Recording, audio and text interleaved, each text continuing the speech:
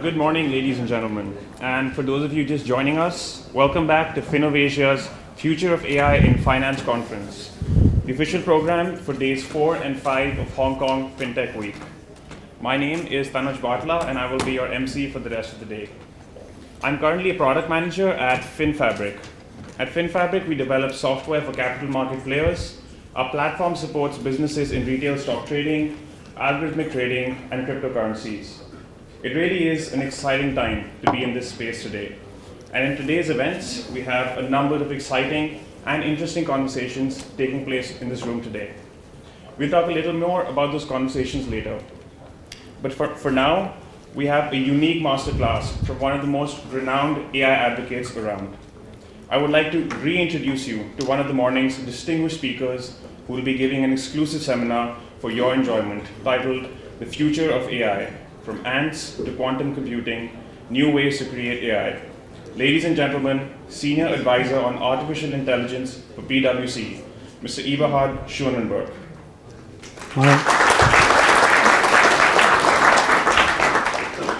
Yeah, thank you very much. I'm surprised that so many people showed up. It's a good thing. So you weren't shocked too much from my keynote.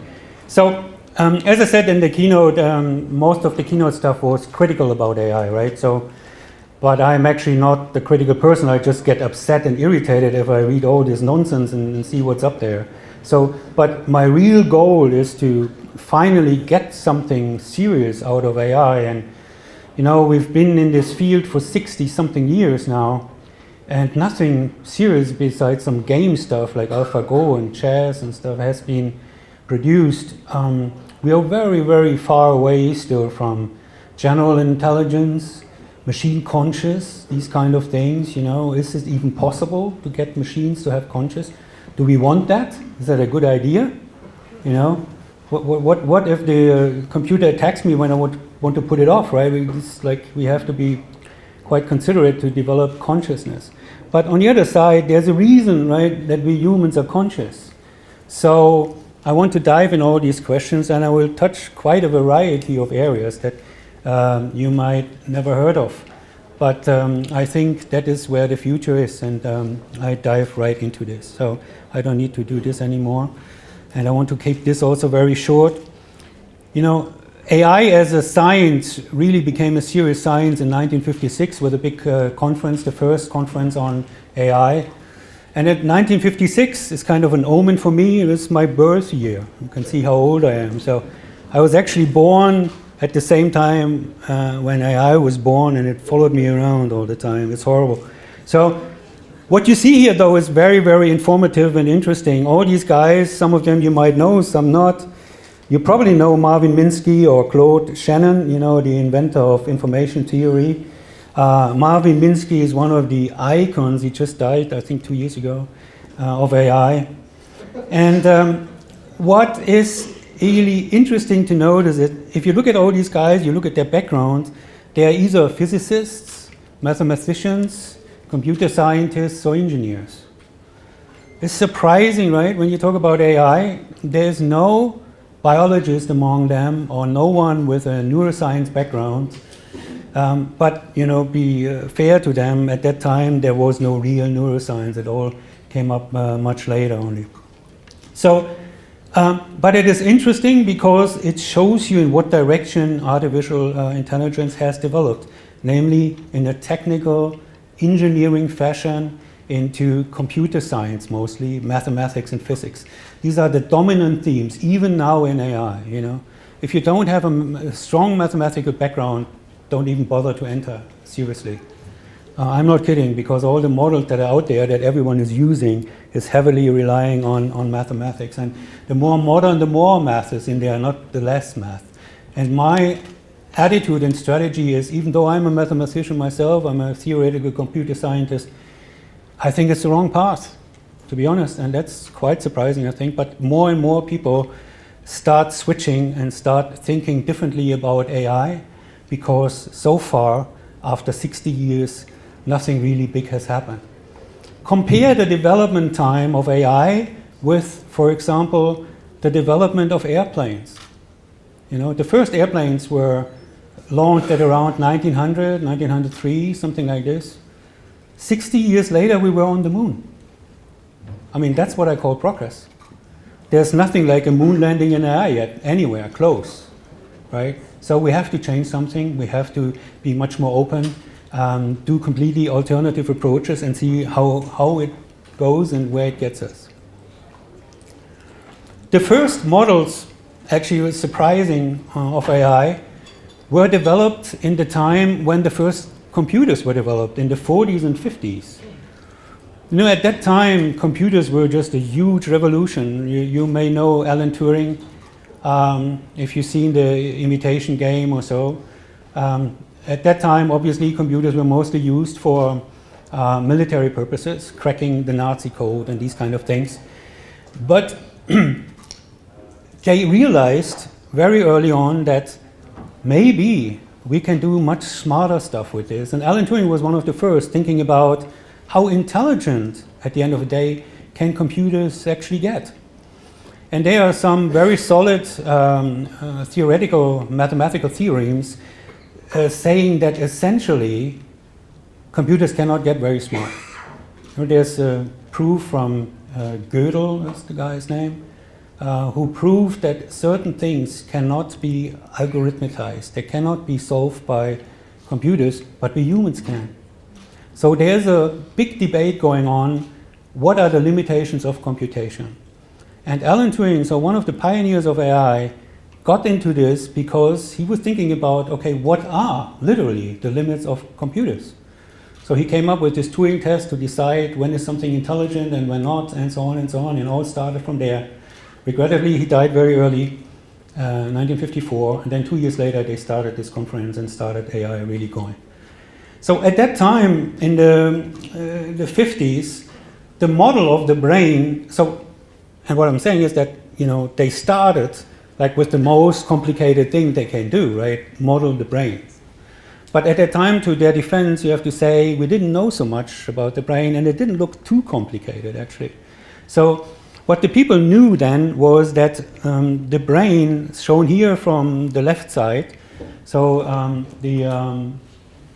the eyes would be here on my side. They knew that certain areas of the brain have kind of specialized functionality. And you see some of them here, like speech area, smelling, hearing, movements, and visual. And what's very surprising, actually, do you have the pointer? Can I get the pointer? Sorry. And what's actually very surprising, for example, oh, it works, cool. So, as I said, the eyes would be here, right? So, what is surprising, you would expect the vision of the area of the brain that deals with vision would be here. But it's not at all. It's at the very end of the brain. It's at your neck. So, this is quite surprising. And then how it spreads from there. And we know now that about 50% of the brain really deals with vision. So, we're really visual animals. And so this was one of the major insights, and then, you know, it went from there. So the way how to investigate the brain at that time was very crude. You know, the problem was you had to wait till the people were dead, you know, and then you slice it up like this, and actually you would be surprised, even today, it's pretty much done like this still. It's just the slices are much thinner. That's pretty much it. I'm not kidding. This is still done today. So, and then what you do, you slice it up like, you know, nanometer size slices, and then you scan them into a computer, and then in the computer you attach them back end to make kind of a whole brain again. But luckily we have now less intrusive ways to look at the brain. But at that time, though, from the mid of the 19th century, people found that the brain is built by a whole lot of neurons, and these are the way how they visualized neurons at the time. They did some chemical substances into the brain, and then it allowed them to highlight certain kind of neurons. So, and you can see from the different neurons, they look very different, right, in their structure, in their nesting factors, and so on and so on. But still, these are very, very rough models of the neurons we have in our brain. But out of this, in the 40s, McCullough and Pitts developed the first neural network models, computer models, and pretty much deep learning models, they are just, the children of these kind of early models. And the biggest issue with this is that they used to have some very simple abstract form of these neurons here in mathematical terms. So at the beginning they had even very simple transfer functions, but essentially what they do is you have an input or many inputs, you sum them up, you put them inside here, and then you check if this input, if you add them all up, exceed a certain threshold. If they don't, you don't do anything, but if they do, you send out a signal yourself, and then there's other neurons here. So that's why you get neural networks. And as I say, the deep learning networks and all the other self-learning networks are built on these kind of models. Very, very simple, especially the neural model. I'm sorry that so many people have to stay. Maybe you want to sit here on the podium or something? So what I want to talk about now is not the past, but the future. Where are we going from here? What are alternative models? And you will see there's some fascinating stuff. And I have always been usually years before the market, too early. Now the market is like catching up dramatically fast. And stuff that I've done in the past, I was the first who started an artificial life company that was actually called Artificial Life. This stuff is now coming back with a big wham, Like the deep learning networks are just a repetition of neural networks 20 years earlier, just bigger, and we have more computing power. I think one of the biggest mistakes that AI did in the beginning was that they started with the brain right away. Instead of being modest, start with some simple intelligence, very simple animals, and then go from there, understand them first, and then go to more complex animals, and so on and so on. They start with the brain right away, right? We are humans, we just figured this out. Marvin Minsky in 1967 said, in 20 years we have resolved every problem in AI. And that was one of the leading AI researchers, right? So we are 30 years off already now. So we have to change something, and I'll discuss all this. And the final step here, this artificial general intelligence, which you hear everywhere now, is one of the most difficult areas, and I have a completely alternative approach to artificial intelligence on a general way. So if you think about intelligence, one thing is obvious and very surprising that it hasn't been taken into account in AI is that so far, before AI research, only living things are intelligent, right? No stone can think. So why is that actually? Have you ever thought about this? It's actually a really, really difficult question. Why can stones not think? It sounds silly, I know, but why is it the case? Give me a good answer for that. It's very difficult actually. So if you look at how intelligence evolves, I think it's not a stupid idea to think how life evolved. Because if you're able to simulate life to a reasonable extent, somehow you'll end up creating intelligent life or even consciousness. So if you think about AI and think about the brain and neurons, you suddenly realize you don't need all that, really. For example, if you take viruses. Viruses are on the edge of life. There's a big debate in biology whether to consider viruses living or non-living objects. There's arguments for both. What usually differentiates viruses from life in the most standard way, as it's defined, is that they cannot self-reproduce. But that's pretty much it. So they need a host, something to infect, that then replicates their DNA. But in other ways, viruses can be very smart. Seriously. They can communicate with each other. They warn each other. And the most tricky problem they solve is how and when to kill their host. Well, think about that. So a virus needs a host to survive, right? It needs a bacterium or some cell to inject their DNA and then use the cell's mechanism or the host's mechanism to replicate itself. then usually what happens, the DNA gets multiplied and multiplied inside of the cell. So, but inside of the cell, the purpose of the virus is, what else is there, right? It really doesn't have an effect inside the cell, it has to spread. So at a certain point, the virus decides to kill the host. Usually it's just the cell, right?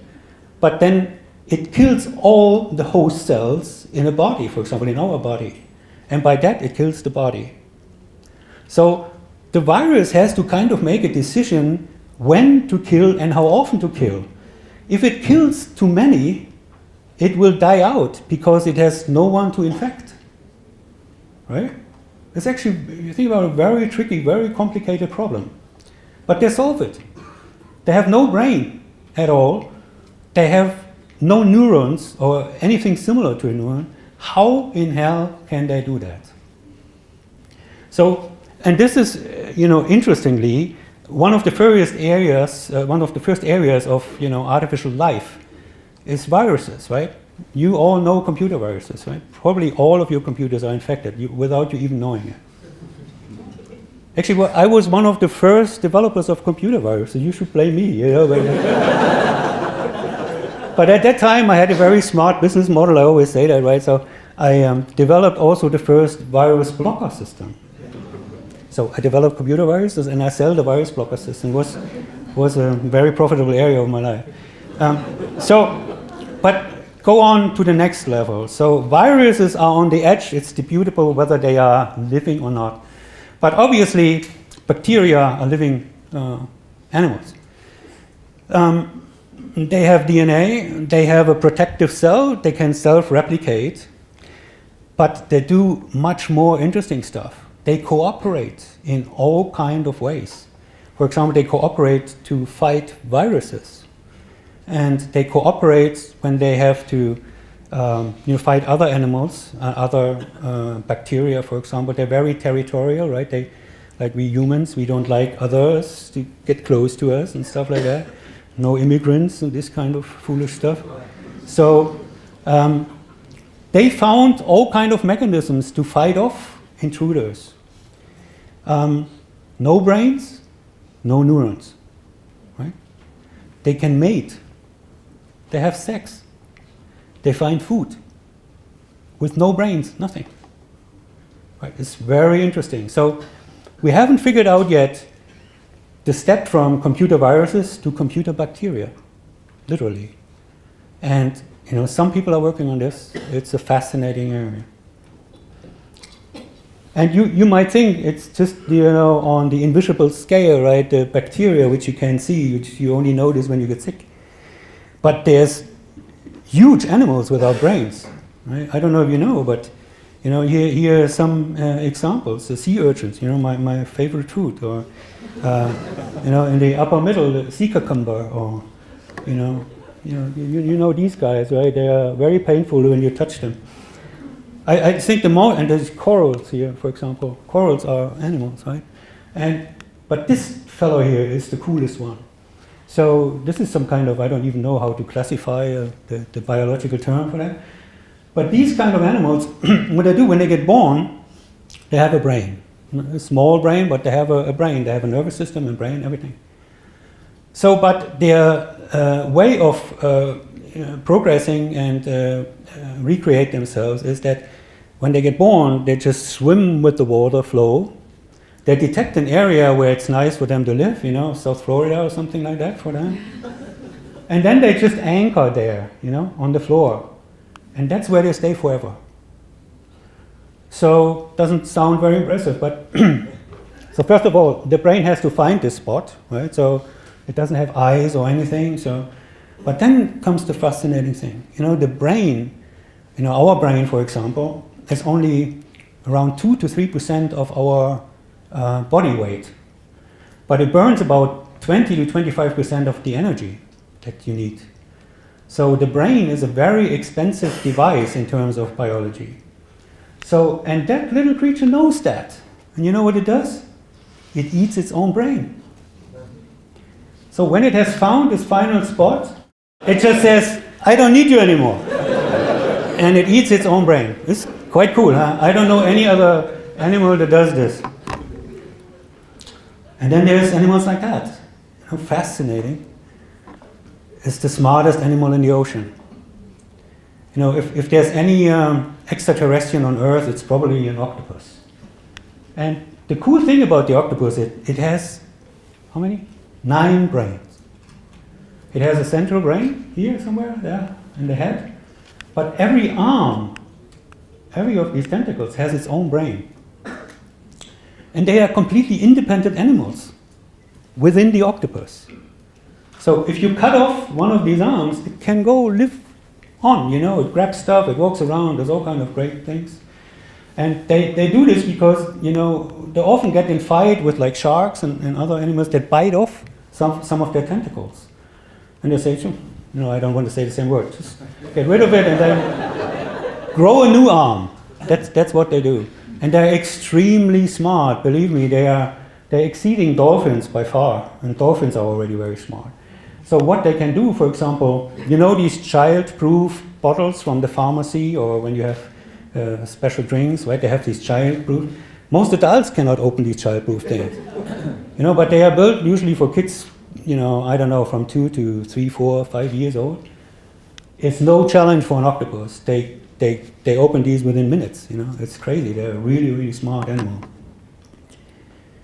And then we come to this stage. This is one of the most fascinating areas. Right, so the octopus already had several brains, but what with colonies of animals, like ants, bees, wasps, and so on and so on. From the evolutionary standpoint, animals like ants are extremely successful, much more successful than we are. Ants haven't been changed by evolution for practically 60 million years. There was no need for them to change, the individual ant. But what they did, what they developed, is their culture. Their social system has changed and adapted to the environment. And that's a very, very interesting aspect I will come to again later. Just for you to realize, and you probably all know that, right? So these little ants can build crazy kind of monuments. You know, this is like 10 to 50 meters kind of nests that they build, and that's just the part above the earth. There actually is like a similar part below. So it's like 20 or 30 meter kind of structure. Now compare the highest building we have in the world, which is about 1,000 meters, I'd say, right? Something like that. And think of it in terms of stacking up people to get to the same height, right? So let's say, just for ease of calculation, every human is just 1 meter tall, right? Just shrink them a little. So you would need 1,000 people to stack up, right, until they reach the top of the highest building. An ant height, average ant height is, you know, in the millimeter range. So for building a structure that is 20 meters high, you need thousands and thousands of ants. So compare the capabilities of the ants is much higher. And think about it. They have no machines, right? No cranes, no whatever. They don't use any elevators inside. And the most astonishing feat is they have a complete climatized system inside that keeps the temperature and humidity at pretty much exactly the same value, whether it's snowing outside or whether it's 30 degrees heat outside. Imagine that without any tool, just by having channels and openings at the right places and connected in the right way and so on and so on. It's a fantastic feat. And that by a few million of these ants, which have barely any brains, just very little. How do they do this? Here's the answer. They have very little brains, but they have surprisingly sophisticated communication skills and means and ways. You all may know that ants usually use pheromone trails, right? When they find food, they kind of, you know what they do, and then other ants smell that and follow. And by this way, it's proven, even mathematically proven, they usually find the shortest path to, the object where the food is or anything else. And whenever they meet, they touch each other somehow, slightly, or more intensely like these guys. It's not sex, it's just, and they tell each other, oh, I'm coming from there, it's really, really cool stuff, very sweet, and you should go there as well. I tell you, it's not a waste of time, just rush, All like that, they can say, and they can vibrate, they can touch, they can, have gas releases and all kind of things. So very sophisticated communication system we don't really understand in full detail yet. But this will come back when I talk about the future of AI. Now, what do you think is this? Anyone an idea? That's our brain from the inside. Very high resolution, about 1 billion times the real size. The red things are our nerve cells. And the gray stuff are so-called glial cells.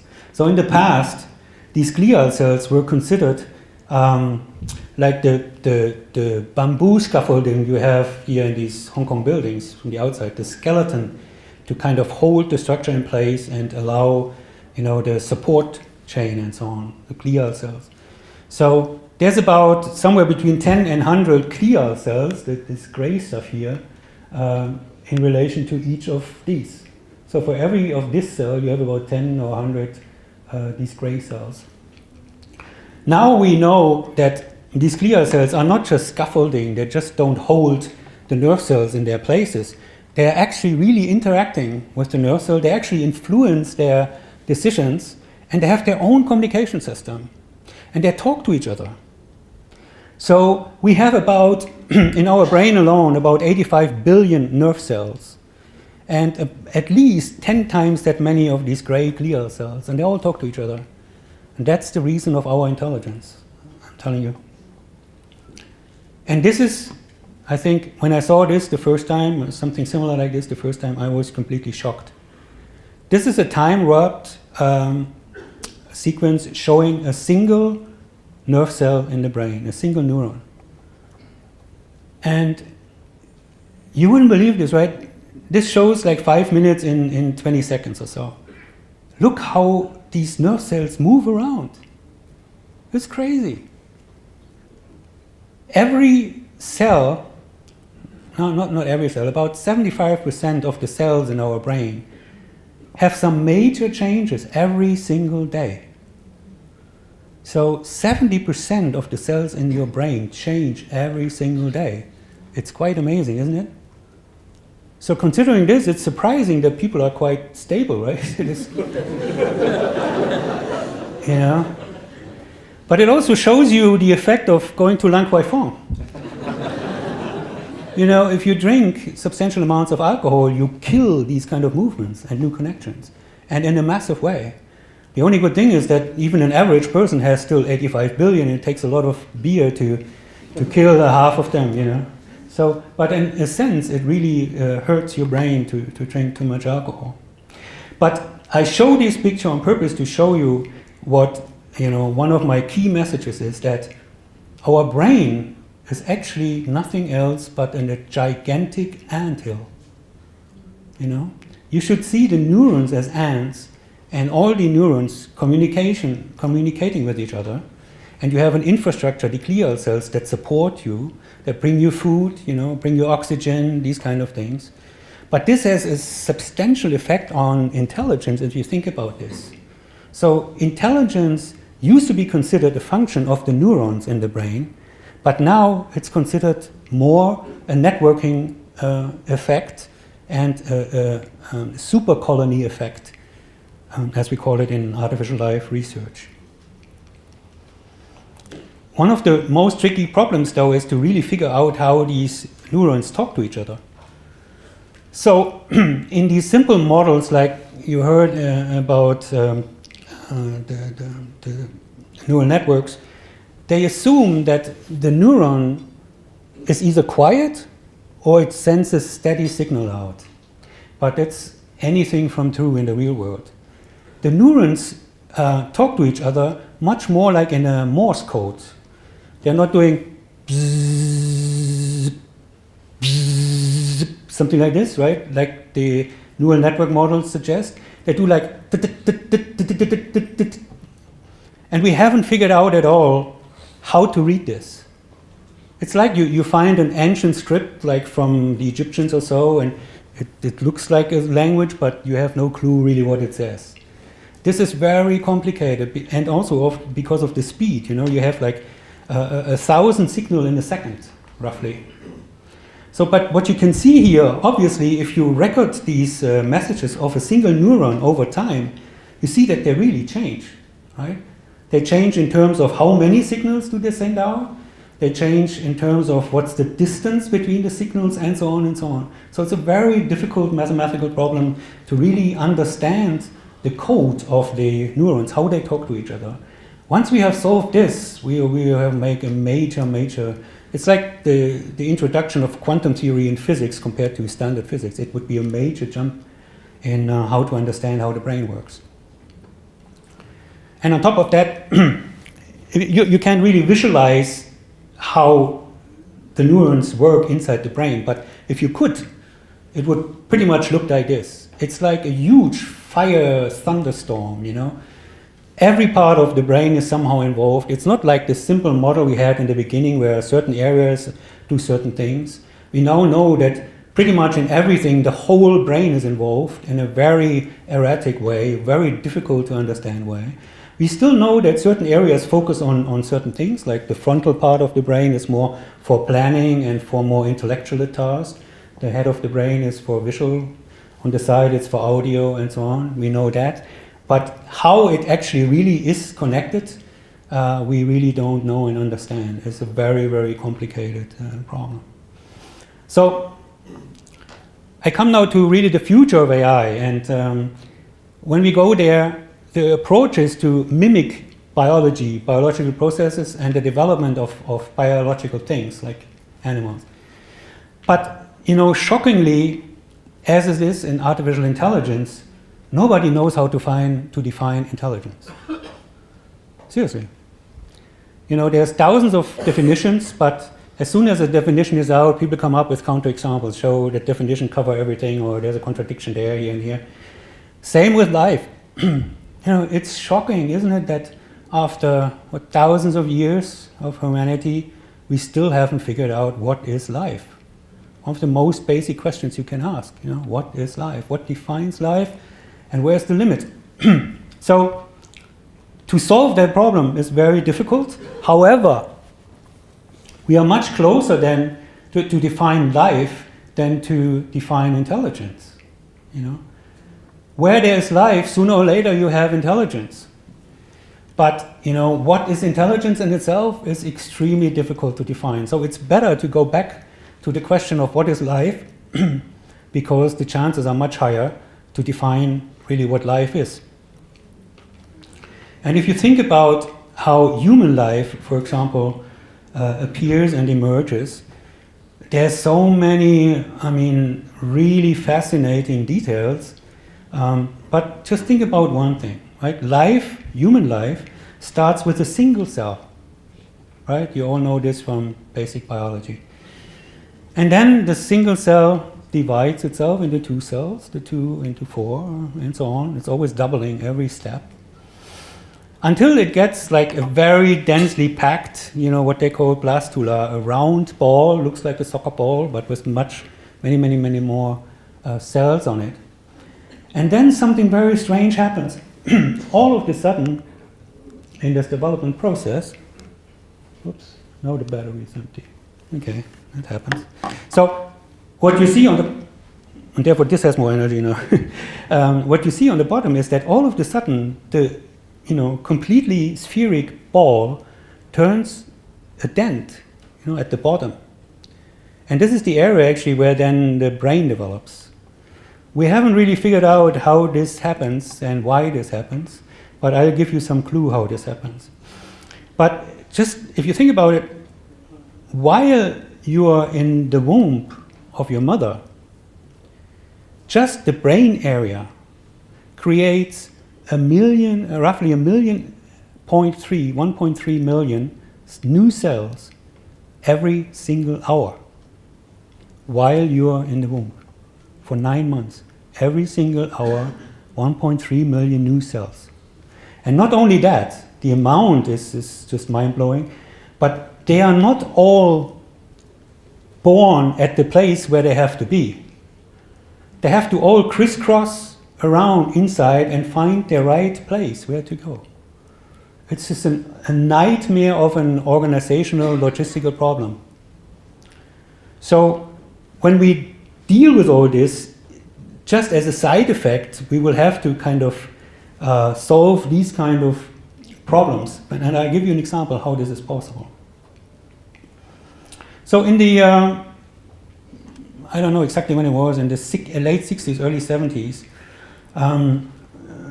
scientists have invented so-called cellular machines, or cellular automata as they're called. What you see is on the left side. It still doesn't work. So you can see the upper row on the left side. You see where it says Rule 30. I mean, in the back you might not see it. So on the left side, this is a cellular machine. It's an extremely simple machine, actually. So what it does is, it has squares, and the squares can either be black or white. And you see on the top, they say, if you have a central square, you look at the right and the left of the square and look what the colors are, white or black. And depending on the combination, you either stay the same color or you change your color from white to black or from black to white. And this is what it says on the upper row, right? So if you do this, you start with one black thing in the middle on the top of this triangle, and you keep going, repeating this process, and every time you repeat the process, you add one more line. So over time, you see the development of this. You start with one black spot, and then you have these kind of weird patterns emerging. Now, if you look in the middle, even though as simple as this is, it really happens in biology. You see, the background information is a typical structure pattern that is generated by such a machine. And on top of that, you see some shell fish. And they have exactly the same kind of patterns. Zebras have patterns, and so on. You actually have patterns in pretty much every living individual. And with these cellular automata, you can simulate all these kind of patterns. And you can do this in every dimension, 1 dimension, 2 dimension, as you see here, or 3 dimensions, like on the right side, this green thing. So it's the same thing, just in 3 dimensions.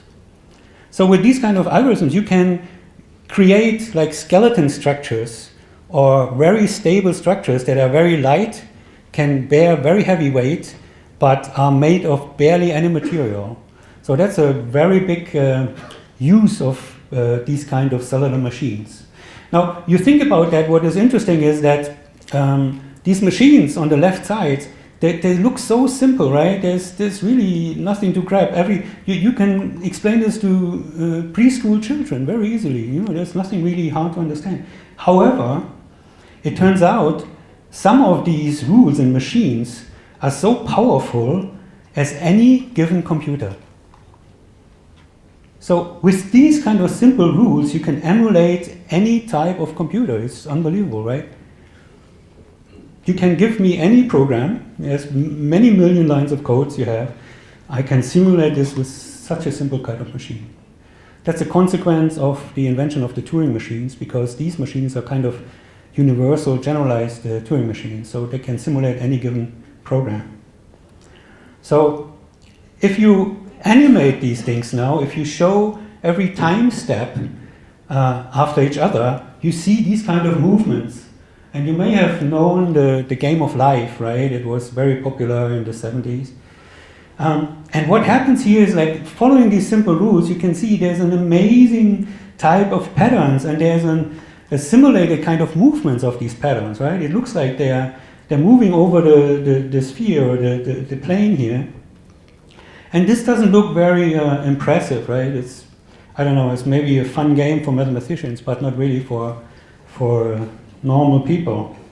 However, again, if you do this in 3D and you add a little bit of genetic algorithms, evolution strategies to form creatures out of these things and make them move in a more natural looking way, you get something like this.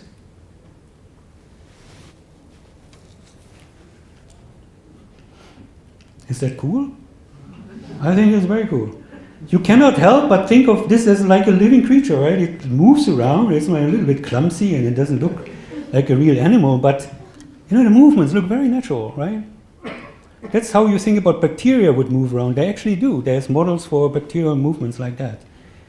And there is no brain involved here, no nerve, nothing. It just uses every single box as a cell, and then it looks around what the other boxes are doing, if they contract or if they expand. And depending on what they do something themselves, the central one. So you have the same effect as in the 2D space. You do it in 3D, and you get these kind of really cool, evolving, like lifelike creatures, right? This is very basic still, but there are much more sophisticated things already around. And this is where the whole A-Live and AI will develop into. I'll explain why and how. So far we've only spoken about animals, bacteria, cells. I have to speak a little bit about subcellular structures and subcellular processes, which are, quantum theory is a very, very big thing everywhere now. And if you combine quantum theory with artificial intelligence and artificial life, you get somewhere, you get some real cool stuff. So I cannot explain to you quantum theory here, but you know the major buzzwords, right? And the most interesting thing is quantum tunneling. So objects can go, like if I could do quantum tunneling, I could walk right through the wall, without noticing there's a wall there. Or quantum entanglement, which is the most interesting thing for quantum computing. And Einstein called it the spooky actions at the distance, right? You can build photons, for example, pairs of photons, send them across the universe, and they still react at the same time to the same action. Very spooky stuff. It shouldn't happen because of general relativity theory, right? Because information should only travel at the maximum speed of light, but this disobeys relativity theory. And nobody has really come up with a theory that combines quantum theory with general relativity. Okay, and another very important thing is like superpositioning, right? So you know that in quantum theory, quantum particles are able to, what? My glasses are not so good. 3 minutes? Whoops. I have to quantum tunnel now to the end. It's, sorry for that. Okay, so we have now figured out that there is a lot of quantum processing happening in our bodies. The quantum theory is liked by physicists, but they only like it at near absolute zero temperature, somewhere in space, because there's too much interference. But science has now found out there's lots of quantum processing going on in our body and our brains. And what has been found is that there is substructures, so-called microtubules, inside our nerve cells. And these are kind of the brains of the nerve cells. So because of the time, I can't go into much, just because I want to show you a nice video. So we know now that these substructures of the neurons are responsible for mental diseases like Alzheimer's. They cause Alzheimer's, and they are the gateway to consciousness. So if you see a cell here, this is a real life cell, and it's in the process of mitosis, subdividing. And then what happens is you have these spindles that pull the chromosomes apart within the cell, right? So the chromosomes double, and then you split them up, and then you have two subcells, and you continue doing this, right? So it used to be thought that these spindles here, these microtubules that pull the chromosomes apart, are just, again, some kind of a scaffolding device that pull these things apart. It turns out, actually, that these are, they are much more interesting than the chromosomes themselves. Hey, 1 minute, you're driving me crazy. So what's interesting here, I cannot speed up the video, right? Can I? So I just finish that and then jump forward. So what is found out is that the microtubules are actually computers. They are like cellular automata. They are not just data highways within the cells, but they are themselves computers. And there's these singularities that people that predict that, like in 10 years or so, we will have computers that are at least as smart as all humans taken together, right? But these guys have forgotten the microtubules. You know, every microtubule makes about 10 to the 16th computations every second. So this postpones the singularity by about 100 years or so. Yeah. So the last thing I want to mention is so how to bring all this new stuff together, right? There's two ways essentially. The classical ways, you may have seen this guy is Ben Goertzel. He's one of the leading AI guys, AGI guys, general intelligence guys here in Hong Kong. You might have seen him at some of these conferences. He shows up with these kind of robots and talks to them. These are just machine robots, right? They're not very smart, and the discussions are kind of scripted. But still, he's one of the very few guys who seriously goes after general intelligence, and he's launching the Singularity Net, and he will have an ICO. My approach is very different, right? So I think about the future of AI as being growing AI, like you grow a plant, yeah, or an animal or an embryo. Completely different way of doing this. So first step, you build digital DNA, then you build kind of digital cells, you build digital organisms, and then you build communication cooperation like we have it in these colonies, and then you kind of grow a brain.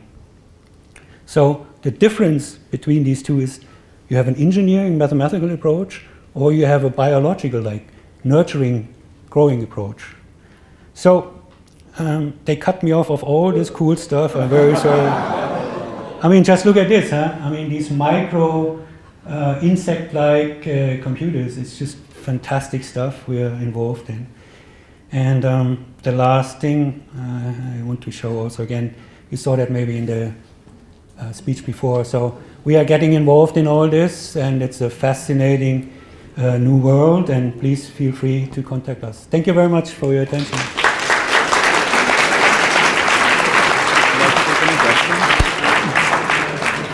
I've just been asked if there's any questions. I mean, if you... We have probably time for one or two at best. Yeah, sir.